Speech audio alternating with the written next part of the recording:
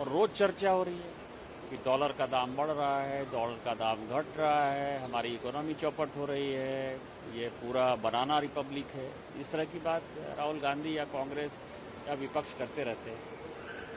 आज मैंने जो बातें कही हैं वो इस देश को जानने लायक कि फाइनली डॉलर पर हमारी निर्भरता क्यों आई, डॉलर और रुपये का क्या संबंध है। तो जब द्वितीय विश्व युद्ध में ब्रिटेन ने जो है अमेरिका का साथ लिया तो 1945 में उसने एक एग्रीमेंट साइन किया जिसे ब्रेटन वुड्स एग्रीमेंट कहते हैं। उसके आधार पर उसने एक टेम्पोररी जो है एक मेजर लिया कि पौंड में भी व्यापार होगा लेकिन डॉलर में भी व्यापार होगा। 1947 में भारत स्वतंत्र हो गया।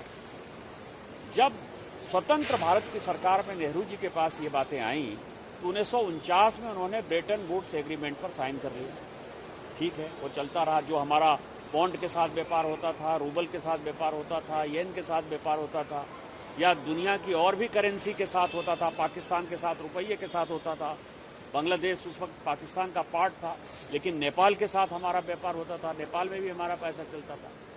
लेकिन बैलेंस ऑफ पेमेंट के लिए या व्यापार करने के लिए, इम्पोर्ट एक्सपोर्ट के लिए फाइनली हमने 1949 में एग्रीमेंट साइन कर लिया नेहरू ने।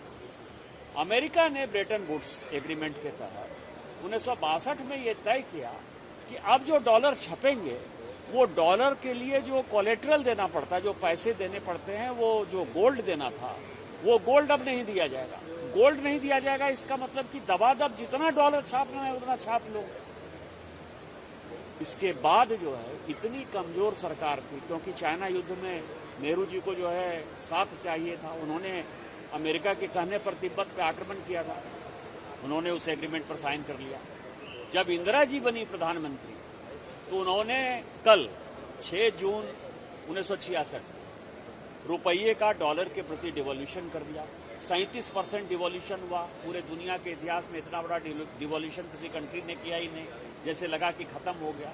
1971 आते आते ब्रेटन वुड्स खत्म हो गया, क्योंकि पूरी दुनिया को लगा कि तुम्हारा रुपया कैसे छप रहा है डॉलर, उसका जब कोई अता पता ही नहीं है तो हम तुम्हारा एग्रीमेंट कैसे मानेंगे। तो ब्रेटन वुड्स 1971 आते आते खत्म हो गया।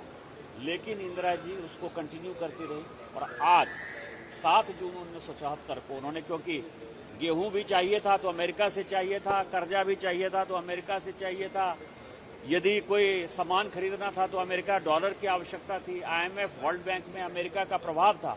तो आज 7 जून 1974 को उन्होंने एक गुलामी के दस्तावेज पर साइन कर दिया। और मुझे लगता है कि कांग्रेस पार्टी को ये जवाब देना चाहिए कि फाइनली इस देश को आपने मूर्ख क्यों बनाया और डॉलर के साथ आपने भारत के भाग्य को क्यों जोड़ा, जिसके कारण कि आज डॉलर का ऊपर चढ़ना और उतरना भारत के लिए खतरनाक होता है और इसके जिम्मेवार आप। सर, बीजेपी का